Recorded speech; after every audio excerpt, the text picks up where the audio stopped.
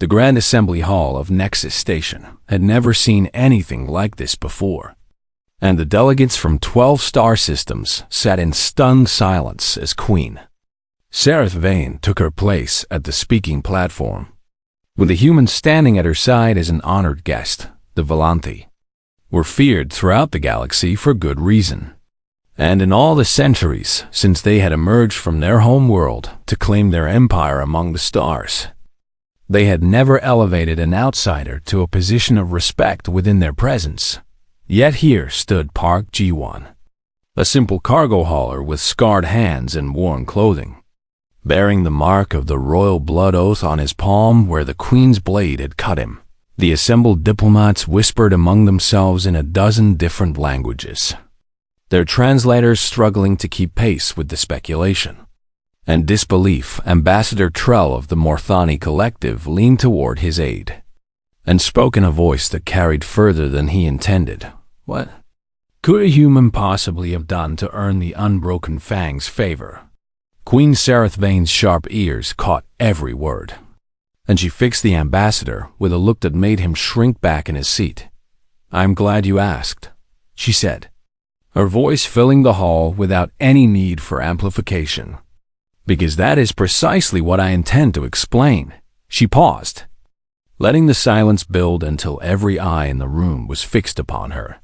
"My daughters went missing on this station," she said, "and for hours I hunted through these corridors with murder in my heart, ready to destroy anyone who might have harmed them.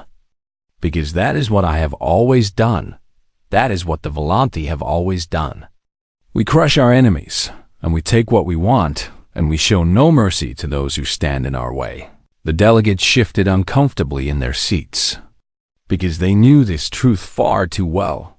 "But my daughters were not taken by an enemy," the Queen continued. "They were found by this human, this Park Ji-won, who discovered them alone and frightened in the depths of this station. And instead of using them for his own advantage or abandoning them to their fate, he took them to his ship and kept them warm and safe and told them stories to ease their fear." She turned to look at Ji-won, and her voice softened in a way that no one in the galaxy had ever heard before. "He knew who they were, and he knew what I would do to anyone I suspected of threatening them. Yet he placed himself between my daughters and every possible danger without hesitation, because he told me that humans protect children, all children, regardless of species or circumstance." The Queen faced the assembly again, and her eyes swept across the gathered representatives with an intensity that made several of them look away. "We have dismissed humans as a weak and inferior species," she said. "We have called them soft and foolish and not worthy of consideration. But I have learned something in the past day that has changed my understanding of the galaxy." She drew her ceremonial blade and held it high so that all could see the royal crest engraved upon its surface. "True strength is not measured in the ability to destroy," she declared. "True strength is measured in the willingness to protect those who cannot protect themselves, even at the cost of your own life.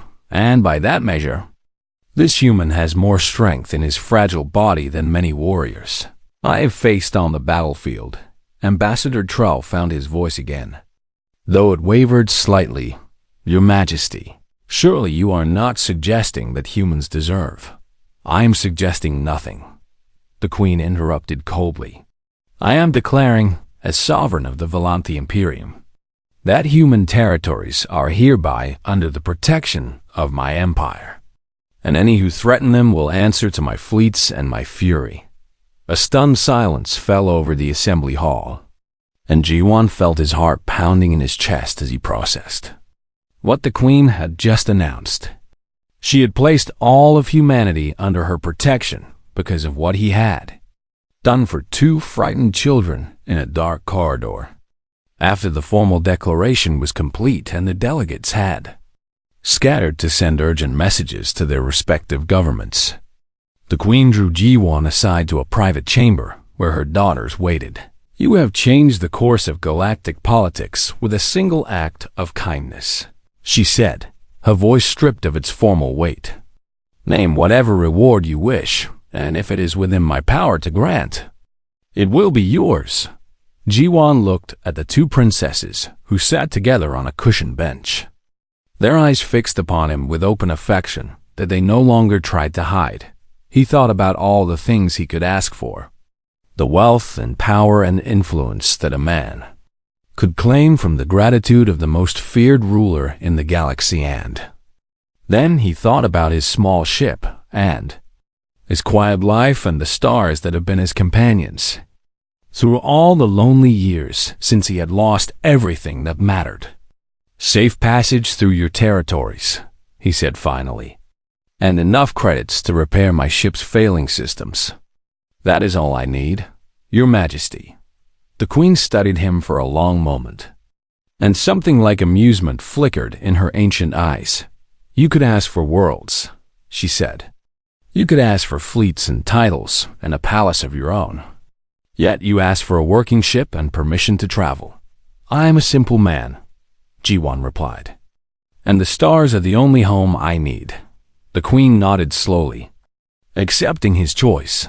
"Very well, but you will carry my sigil on your vessel from this day forward, and any who scan your ship will know that you travel under the protection of the Unbroken Fang.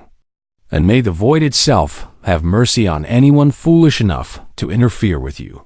Young Korath jumped up from the bench and ran to Jiwan, pressing something into his hand before he could react. It was a small carved token, worn smooth by years of being held and treasured. "My favorite," she said, her voice thick with emotion. "So you will not forget us." Jiwan knelt down to meet her eyes, and he saw in them the same trust and love that he remembered from another face in another lifetime. "I could never forget you," he said, and he meant it with every fiber of his being. Yethani approached more formally, as befitting her status as the elder princess, but when she spoke, her voice cracked with genuine feeling. "Thank you," she said in careful, practiced human words that she must have learned from the translation database during the night. "For being kind." Jiwan's eyes burned with tears he refused to let fall, and he placed his hand gently on her shoulder. "Thank you for trusting me," he replied hours later. Jiwan sat alone in the cockpit of his newly repaired ship as it drifted away from Nexus Station toward the vast darkness of open space. He held Koryuth's token in his palm, running his thumb over its smooth surface, and beside it on his console sat an old photograph that he had kept hidden for years. His daughter smiled up at him from the image, frozen forever at the age she had been when the accident had taken her and her mother from his life. He could not save them. That pain would never fully heal, but maybe, in some small way, the universe had given him another chance to do what he was meant to do, to protect, to care, to show kindness in a galaxy that desperately needed it. The Volanthi sigil on his hull gleamed in the light of distant stars, and already the news was spreading across 1,000 worlds. A human had saved the daughters of the Unbroken Fang. A human had been granted the blood oath. A day human had proven that there was more to his species than anyone had ever imagined, and somewhere in the depths of space, aboard a ship that carried hope and grief in equal measure, Part Jiwan set a course for the next horizon. The galaxy would never look at humanity the same way again. The airlock exploded inward with a force that shook the entire ship, and Volanthi soldiers poured through the opening like a wave of armored death, their weapons raised and their eyes scanning for threats with the precision of trained killers. Jiwan stood his ground in front of the two princesses, his arms spread wide in a gesture that was both protective and utterly futile against the firepower now aimed at his chest. He knew he could not fight them. He knew he could not run. All he could do was stand between these children and danger for as long as his body remained standing. Soldiers parted like water around the stone, and through their ranks came a figure that made Jiwan's breath catch in his throat. Queen Sarathvane was everything the story said and more. 8 feet of natural armor and predatory grace, her spines fully extended in a display of threat that spoke of violence barely contained, and her eyes burned with a cold fire that promised suffering beyond imagination. She stopped when she saw her daughters, and for just a moment something flickered across her alien features that might have been relief. Then her gaze shifted to the human standing between her and her children, and the relief vanished beneath a mask of deadly intent. "Move aside, creature," she commanded, her voice carrying the weight of empires and the death of worlds. Jiwan did not move. "Your Majesty," he said, surprised that his voice remained steady. "Your daughters are safe, and they were never in any danger from me. And I can explain everything if you will give me the chance." The queen took a step forward, and every soldier tensed in anticipation of the kill order. "You took my children," she said, her words precise and cold as the void between stars. "You hid them from my soldiers for hours while I tore this station apart searching for them. And now you stand before me making demands. Tell me why I should not end your existence where you stand." Before Jiwan could answer, a small voice rang out through the tension. "Mother." "No." The younger princes broke free from behind Jiwan and ran toward the queen, not in fear but in desperate urgency. And she grabbed her mother's armored hand with both of her tiny claws. "He did not take us. Mother, we got lost. Ithani and I snuck out of the rooms because I wanted to explore. And we could not find our way back. And we were so scared. And then he found us, and he was kind to us, Mother. He gave us food and blankets and told us stories. And he kept us safe when we were alone and afraid." The queen looked down at her daughter with an expression that shifted through several emotions too. Quickly for Jiwan to identify Princess Yathani stepped forward as well, her young face composed in the formal manner befitting Volanti royalty, despite the trembling in her small hands. "What Karaith says is true, Your Majesty," she said, using the formal address that protocol demanded in public settings. "This human discovered us hiding in a maintenance corridor. And instead of harming us or turning us over to authorities who might have used us as hostages, he took us to his vessel and cared for us until you could arrive." She paused, and when she spoke again, her voice carried a note of wonder that she could not quite suppress. "He protected us. Mother, he placed himself between us and every possible threat. Even though he knew he could not survive if you decided he was an enemy. And when I asked him why he would do such a thing, he said that humans protect children, all children, because that is who they are."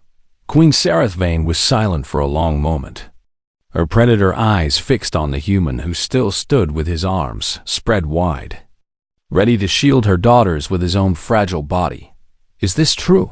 she asked him, and her voice had lost some of its deadly edge. "Yes, Your Majesty," Jiwan said. "Your daughters were lost and frightened, and I could not leave them alone in the dark, no matter what species they were or who their mother was, because where I come from, we do not abandon children, and I would rather die protecting them than live knowing I walked away when they needed help."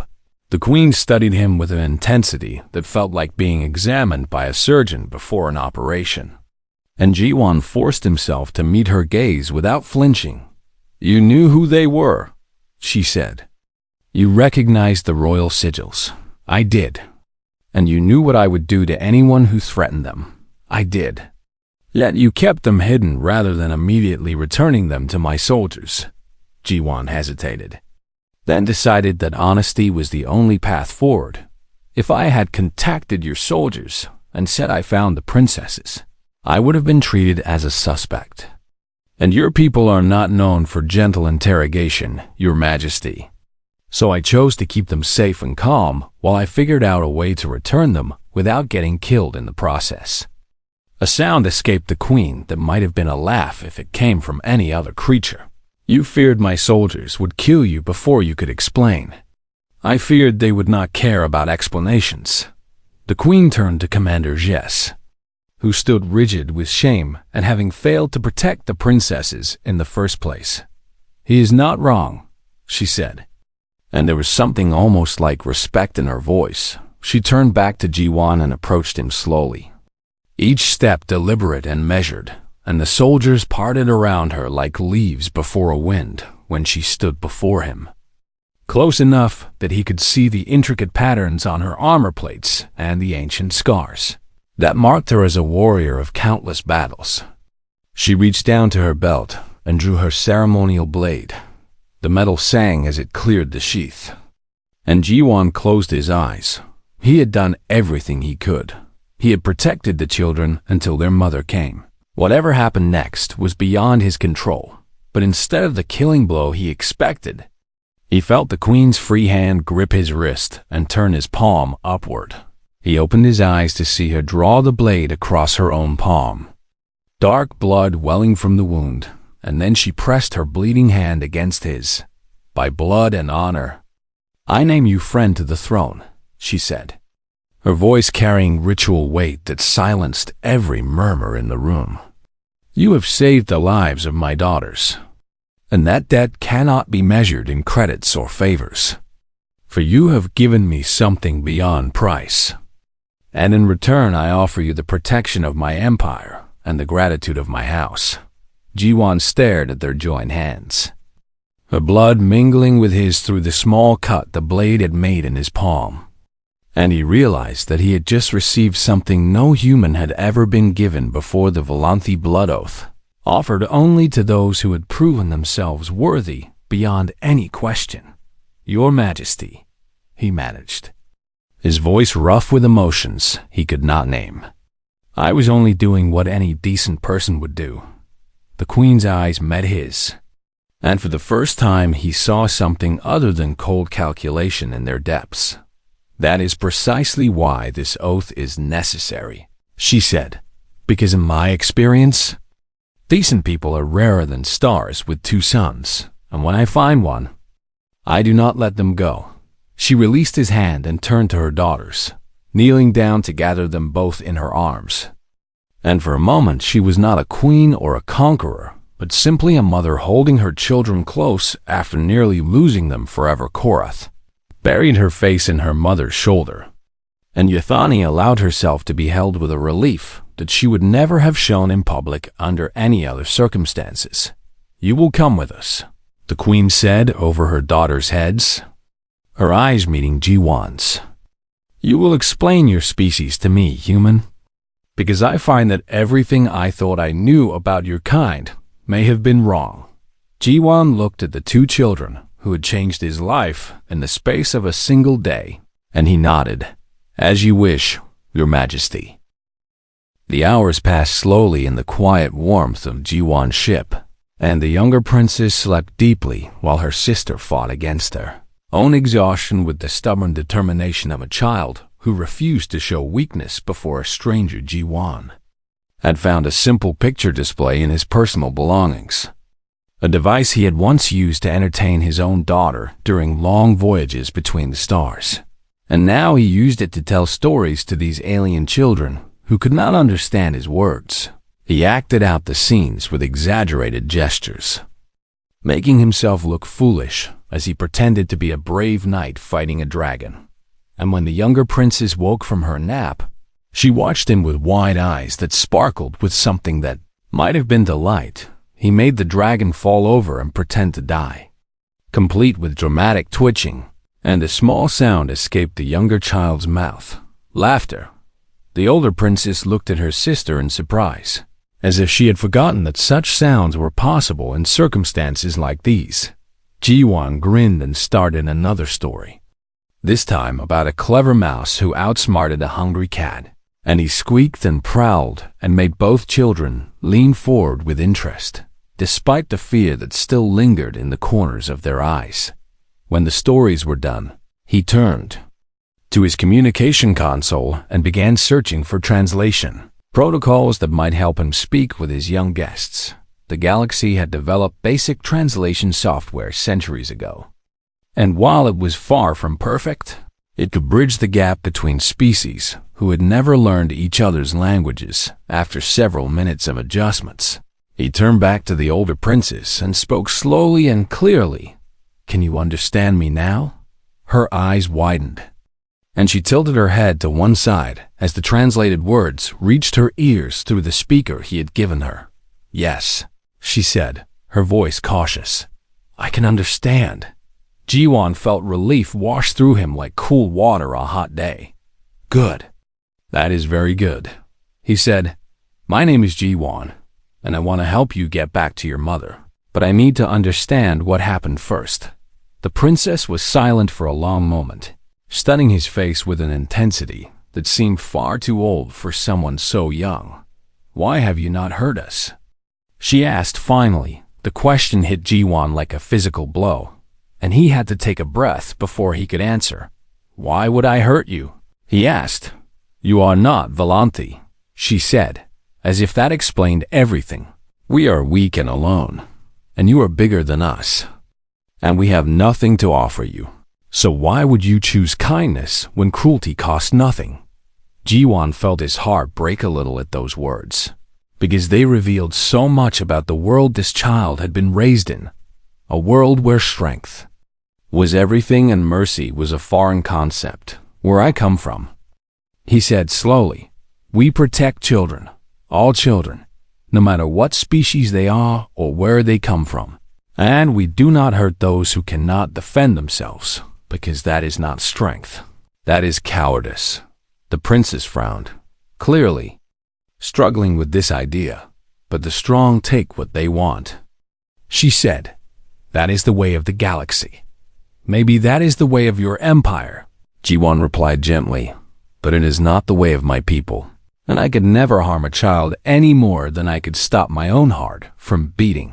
She fell silent again, processing his words, and Jiwon could see the confusion warring with something else in her young eyes, something that might have been hope.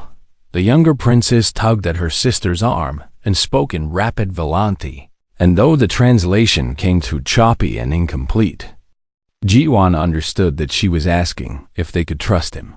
"He gave us food," the little one said, "and blankets, and he made us laugh. And his eyes are kind, sister.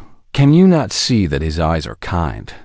The older princess looked at Jiwon again, and this time some of the hardness had faded from her expression. "Our mother will come for us," she said, "and when she finds you with us, she may not listen to explanations before she acts."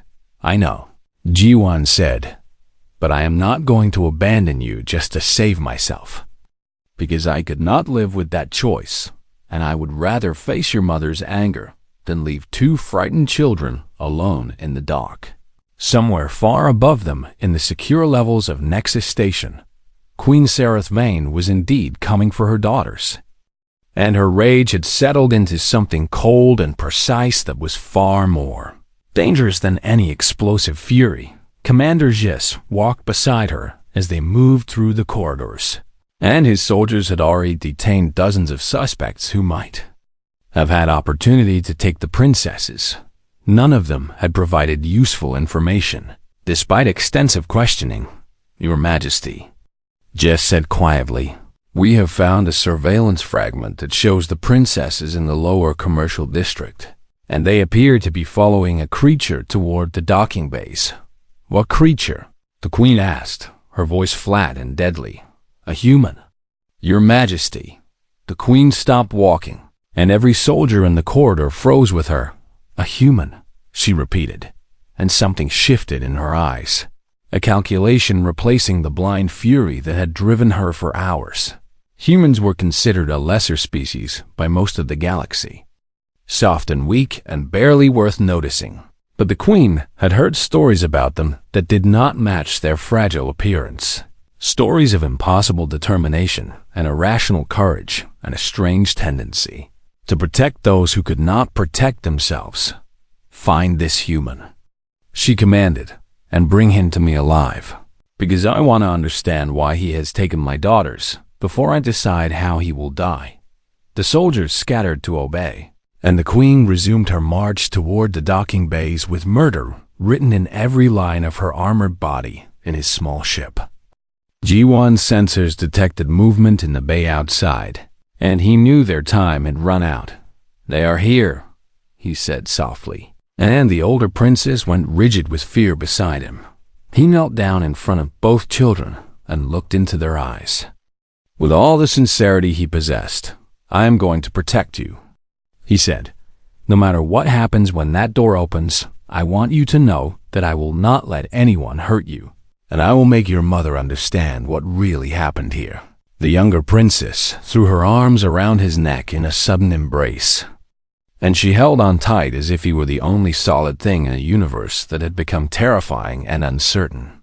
The cousin that died, as if he were the only solid thing in a universe that had become terrifying and uncertain.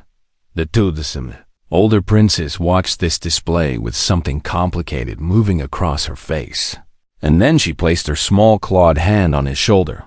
"You are very strange," she said, "but I think maybe strange is not always bad." The airlock began to cycle, and Jiwan rose to his feet and positioned himself between the door and the children. Whatever came through that entrance would have to go through him first.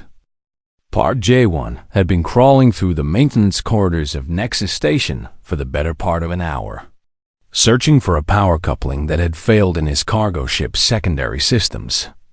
And he had not expected to find anything more interesting than rust and forgotten machinery.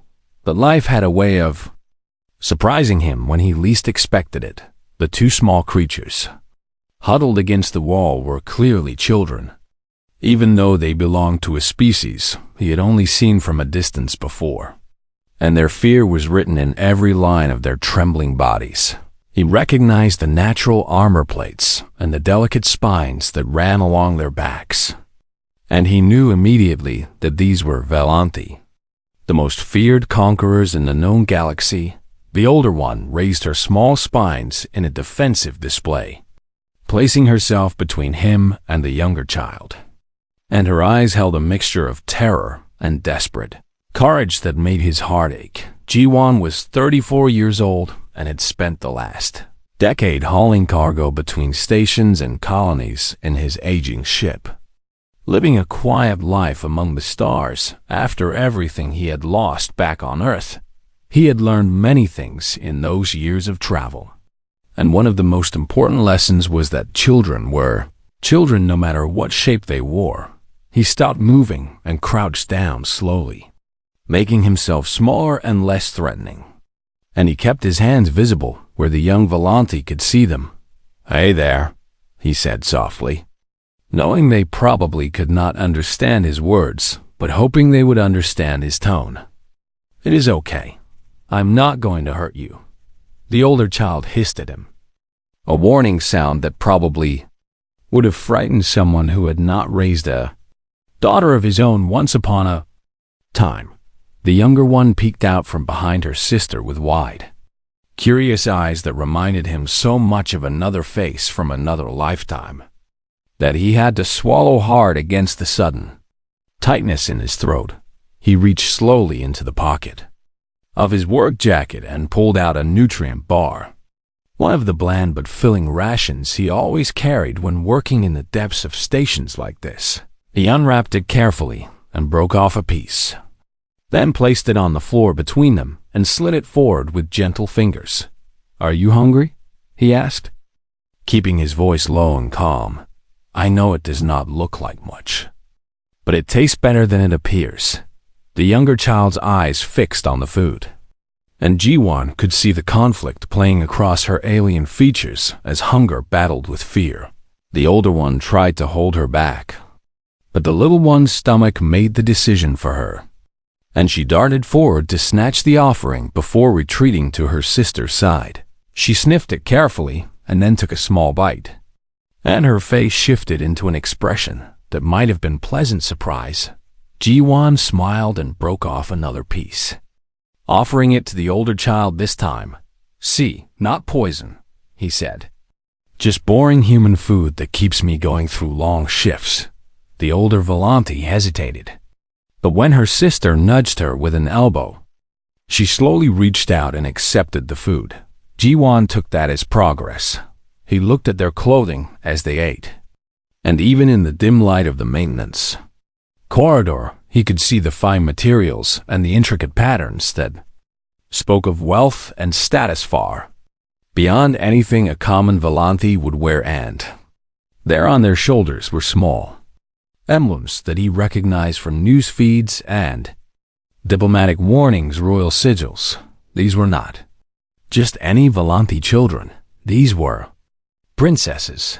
The station alarms had started wailing a few minutes ago, and now Ji-won understood why. Because the Volanthi queen was famous across the galaxy for her ruthless nature and her absolute devotion to her empire's power. If these were her daughters and they were lost on this station, then every soul aboard was in terrible danger. His first instinct was to contact station security and hand the children over immediately.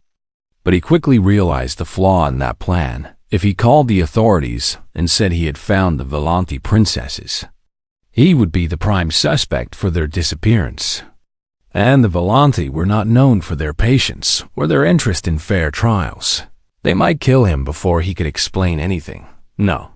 He needed to think this through carefully. Okay, he said, more to himself than to the children.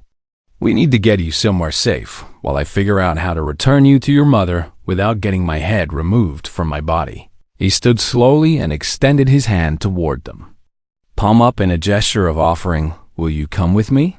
He asked. My ship is not far from here, and it is warm and quiet, and I can keep you safe until we sort this out. The older princess stared at his hand with suspicion burning in her young eyes, and he could see her processing the situation with an intelligence that surprised him. She looked at her sister, who was still clutching the remains of the nutrient bar, and then she looked back at him. Whatever she saw on his face must have been enough, because she reached out with her small clawed hand and placed it carefully in his palm. Her skin was cool and smooth, covered in tiny scales that caught the light as she moved, and her grip tightened when he closed his fingers gently around hers. The younger princess grabbed her sister's other hand, and together the three of them made their way through the maintenance corridors toward the docking bay, where Ji-won's ship waited. The cargo vessel was old and scarred from years of service, but it was home, and Ji-won had made it as comfortable as a single person could make a ship designed for hauling freight between the stars. He guided the princesses up the boarding ramp and into the small living quarters, where he grabbed blankets from his bunk and wrapped them around the children's shoulders. The younger one made a sound of contentment as the warmth surrounded her, and she snuggled into the soft fabric like she had never felt anything so comfortable in her life. The lights, the older princess said suddenly, her voice strained, and Ji-won noticed that both children were squinting against the standard illumination. He dimmed the lights to a soft glow, and the relief on their faces was immediate. Better? He asked. The older one nodded, and though she did not smile, some of the tension left her small shoulders.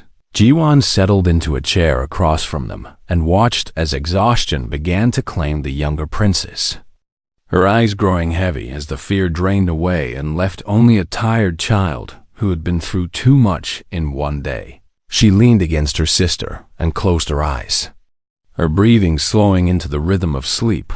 The older princess wrapped an arm around her sibling and held her close, but her own eyes remained fixed on Ji-won with a question burning in their depths. She did not understand this creature who had found them alone and afraid and chosen kindness over cruelty.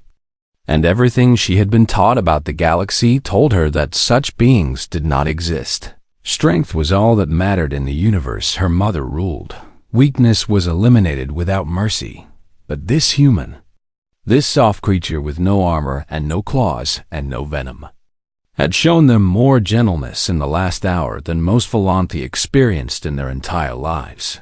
She did not know what to make of him, and somewhere in the station above them, the Queen's soldiers were getting closer, and they were not interested in asking questions before they opened fire.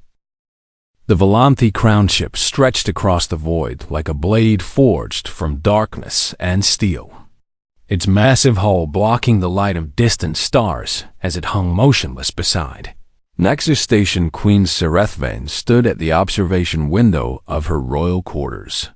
her 8-foot frame casting a shadow that seemed to swallow the room behind her, and her natural armor plates clicked softly as she shifted her weight from one powerful leg to the other. She had conquered 17 worlds and burned the fleets of those who dared to challenge her rule. And across the galaxy, her name was spoken in whispers of fear and respect, for she was the Unbroken Fang, the sovereign of the Volanthi Imperium. But today, she was not here for conquest. The diplomatic summit at Nexus Station had drawn representatives from 12 star systems. And even the mighty Volanthi needed allies in the ever-shifting politics of the galaxy. So she had come to negotiate and to show that her empire could offer more than destruction. She had also brought her daughters. Princess Yathani stood near the doorway of the royal suite, her young eyes scanning the room with the careful attention her tutors had taught her. And though she was only equivalent to 10 human years in age, she already carried herself with the rigid posture expected of Volanthi royalty. Her younger sister Korath bounced on her feet nearby, unable to contain the energy that filled her small body, and her curious gaze kept drifting toward the window where the lights of Nexus Station glittered like scattered jewels. "Mother, may we explore the station?" Korath asked, her voice high and eager. The queen did not turn from the window. "You will remain in the secured wing," she said, her tone leaving no room for argument. "The station is filled with lesser species and potential threats, and I will not risk your safety for the sake of your curiosity." Korath's spines drooped with disappointment, but she knew better than to argue with her mother when she used that voice. Yathani placed a hand on her sister's shoulder in quiet comfort.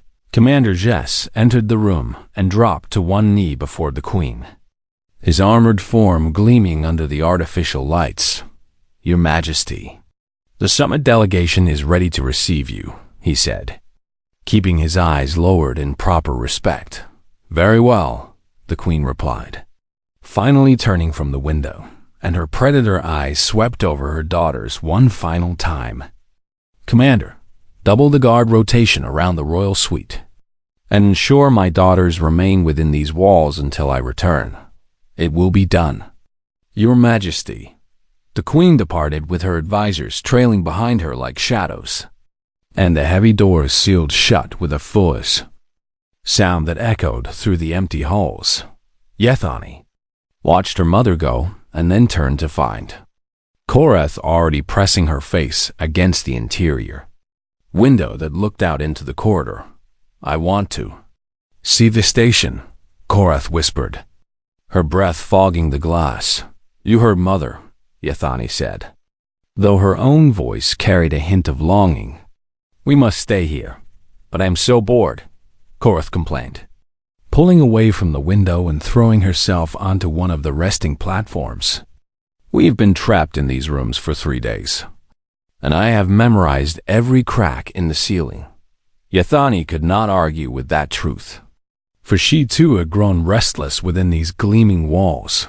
The hours crawled past like wounded creatures, and the sisters played games they had played 100 times before, until even those lost their appeal when the guards changed their shift.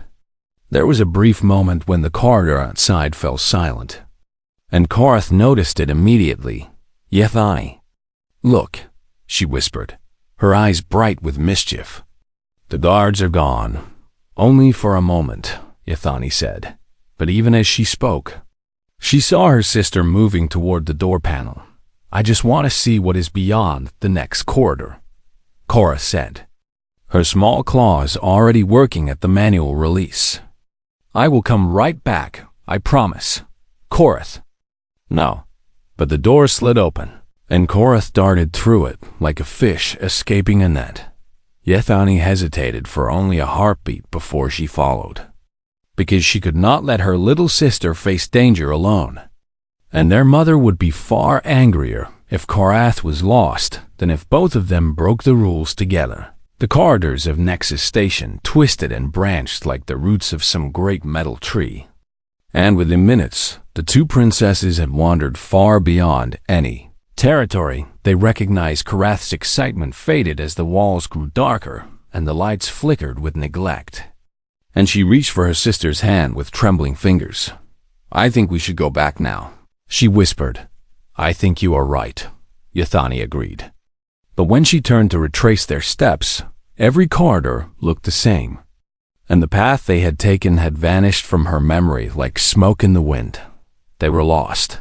The lower commercial districts of Nexus Station were nothing like the polished halls of the royal suite, and strange creatures of a dozen species pushed past the two young Volanti without a second glance. Their eyes focused on their own business and their own survival. Yathani pulled Korath into a narrow maintenance corridor to escape the crushing crowd. And there in the darkness, they huddled together against the cold metal wall. "I want Mother," Korath whimpered. Her small spines pressed flat against her back in fear. Yathani wrapped her arms around her sister and tried to project a confidence she did not feel. "Mother will find us," she said. Though her voice shook, she always finds what she is looking for. Back in the royal suite, Commander Gis discovered the empty rooms and felt his blood turn to ice in his veins. He checked every corner and every hidden space before he accepted the terrible truth. And then he did what he had never done in all his years of service. He interrupted the Queen during a diplomatic summit. Sirith Vane received the news with a stillness that was far more terrifying than any rage. And the delegates from 12 star systems watched as the most feared ruler in the galaxy rose from her seat with movements as slow and deliberate as death itself. "Lock down the station," she said, her voice carrying no emotion at all. "No ship leaves, no door opens. No creature moves without my knowledge, and find my daughters." She turned to Commander Gis, and her eyes burned with a cold fire that promised extinction if anyone has harmed them. "I will reduce this station to atoms and scatter the remains across the void as a warning to the galaxy." The station alarms began to wail as Volanti soldiers spread through every level like a plague of armored hunters. And somewhere in the depths of Nexus Station, two frightened princesses heard the distant sounds of chaos and pressed closer together in their hiding place. They did not know that their mother had just declared war on an entire space station. They did not know that every species on Nexus Station now lived or died based on their safe return.